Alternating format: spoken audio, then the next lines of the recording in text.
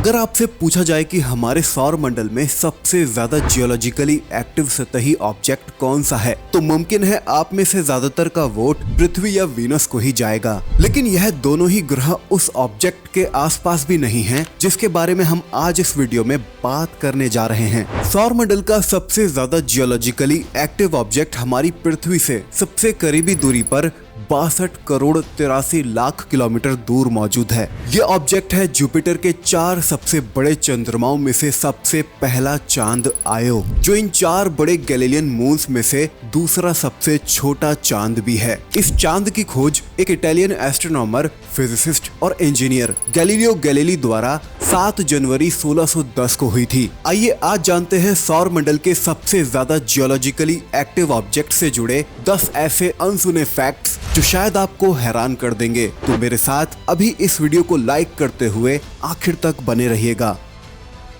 आयो को जो चीज सौर मंडल की सबसे ज्यादा जियोलॉजिकली एक्टिव ऑब्जेक्ट बनाती है, वो है इस पर 400 से भी ज्यादा फूटते ज्वालामुखी, जिनके मुहानों से निकलते लावा, सल्फर और सल्फर डाइऑक्साइड की ये विशालकाय प्लूम्स अंतरिक्ष में 500 किलोमीटर की ऊंचाई तक पहुंच जाते हैं। इतना ही नहीं, आयो की सतह पर 100 से भी ज्यादा माउंटेन्स को स्पॉट किया गया है, जिनमें से कुछ की ऊंचाई माउंट एवरेस्ट, जो कि पृथ्वी का सबसे ऊंचा पहाड़ है, इससे भी कई ज्यादा है।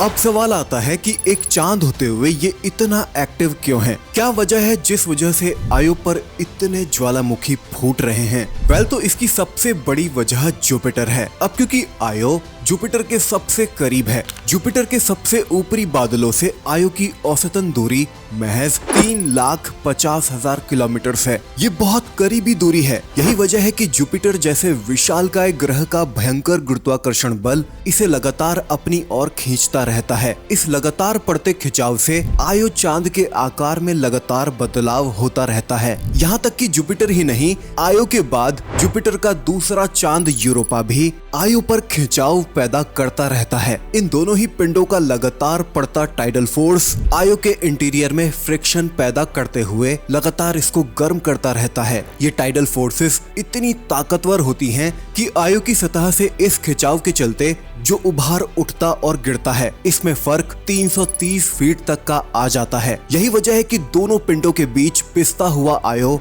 ज्वालामुखियों की शक्ल में लगातार फूटता रहता है। आयो के लगातार फूटते ज्वालामुखी विस्फोटों से इसकी सतह पीले, लाल, काले और सफेद रंग में रंग जाती है। ये रंग अलग अलग सल्फर कंपाउंड्स जैसे सल्फर डाइऑक्साइड और पेल फेयर यानी ज्वालामुखियां कांच के लंबे पतले धागे से आते हैं। अब क्योंकि इस चांद पर ज्वालामुखी लगातार फूट रहे हैं, जिस वजह से इस ज्वालामुखीय प्रवाह द्वारा लगातार आयो की सतह पर बहुत कम इम्पैक्ट क्रेटर्स नजर आते हैं। ये नए वॉल्केनिक फीचर्स लगातार पुराने को मिटाते रहते हैं, जो एक डायनामिक और हमेशा बदलती सतह का निर्माण करते रहते हैं। ये लगातार उठते ज्वालामुखीय गुबार केवल इसकी सतह को ही नहीं ढकते, बल्कि ये आयो पर सल्फर डाइऑक्साइड और सोडियम का पतला वातावरण भी बनाते हैं। इस वायुमंडल पर जुपिटर का रेडिएशन लगातार बमबारी करता रहता है, जिसे आयो विजिबल और अल्ट्रावायलेट वेवलेंथ्स पर फेंटली यानी हल्का हल्का चमकता रहता है। अब क्योंकि आयो जुपिटर के चुंबकीय क्षेत्र के अंदर मौजूद है, जिसे जुपिटर के चुंबकीय क्षेत्र में आयो की यूनिक पोजीशन इसे एक जायंट इलेक्ट्रिक जनरेटर में बदल देती है, जो अपने आप में 4 लाख वोल्ट विकसित कर सकता है और 30 लाख एम्पियर का इलेक्ट्रिक करंट बनाता है। आयोन्स को रिलीज करता है, जो जुपिटर के चुंबकीय क्षेत्र को 2 गुने से भी ज्यादा आकार में फुला देता है। जुपिटर का मैग्नेटोस्फीयर 1 टन प्रति सेकंड की दर से आयो के पतले वातावरण से गैस और धूल को बाहर निकालता है। इस मटेरियल में ज्यादातर आयोनाइज्ड और एटॉमिक सल्फर, ऑक्सीजन और क्लोरीन, एटॉमिक सोडियम और पोटेशियम, मॉलिक्यूलर सल्फर डाइऑक्साइड और सल्फर और सोडियम क्लोराइड धूल शामिल होती है। ये तमाम मटेरियल्स आयो की ज्वालामुखीय गतिविधि से पैदा होते हैं। जो मटेरियल्स जुपिटर के चुंबकीय क्षेत्र में भाग जाते हैं और साथ के साथ आयो के वायुमंडल से सीधे इंटरप्लैनेटरी स्पेस तक भी पहुंचते हैं। आयोनाइज्ड स्टेट और कॉम्पोजिशन के आधार पर ये मटेरियल्स जुपिटर के मैग्नेटोस्फेयर में अलग अलग न्यूट्रल यानी नॉन आयोनाइज्ड क्लाउड्स और रेडिएशन बेल्ट्स में समाप्त हो जाते हैं और कुछ मामलों में अंततः यह पूरे जोवियन सिस्टम से ही बाहर निकल जाते हैं। ये मटेरियल मैग्नेटोस्फेयर के जरिए जब जुपिटर तक पहुंचता है तो यह इलेक्ट्रिकल एक्टिविटी क्रिएट करके जुपिटर पर पावरफुल अरोराज और लाइटनिंग बोल्ट्स बनाता है जो हमारी पूरी पृथ्वी से भी बड़े होते हैं।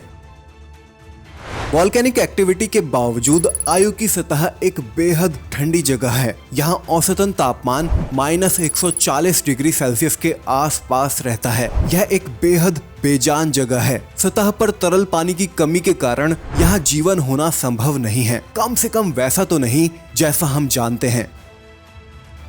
आयो के करीब अब तक आधा दर्जन से भी ज्यादा मिशंस पहुंच चुके हैं, जिनमें पायोनियर 10 और 11, वॉयेजर 1 और 2, गैलीलियो, कैसिनी, न्यू होराइजन्स और जूनो शामिल है, जिनमें से जूनो मिशन अभी भी एक्टिव है। नासा के जूनो प्रोब ने दिसंबर 2023 और फरवरी 2024 में आयो के 2 क्लोज फ्लाईबाय किए, जिस दौरान यह प्रोब आयो की घूमती सतह से लगभग 1500 किलोमीटर के करीब तक आ गया था।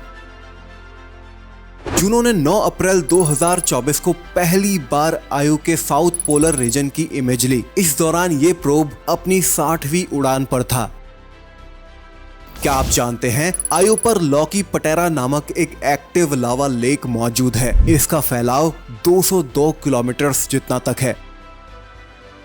हमारा सौरमंडल ऐसे ही कई रहस्यों से भरा है, जिन पर हम आगे इस चैनल पर धीरे धीरे बात करेंगे। अगला वीडियो आप किस टॉपिक पर चाहते हैं मुझे नीचे कमेंट्स में जरूर बताएं। ये वीडियो अगर आपको पसंद आया है तो सीरियस तारे से जुड़ा ये वीडियो भी आपको जरूर पसंद आएगा, जिसे अब आप यहाँ क्लिक करके देख सकते हैं। और इस वीडियो से आपको कुछ नया जानने या सीखने मिला हो तो वीडियो को लाइक शेयर जरूर कीजिएगा अपने दोस्तों और फैमिली मेंबर्स के साथ। साथ ही चैनल पर नए हैं तो चैनल को सब्सक्राइब करना मत भूलना, इस नोटिफिकेशन बेल को ऑल पर करते हुए। मिलते हैं अगले वीडियो में, तब तक के लिए जय हिंद।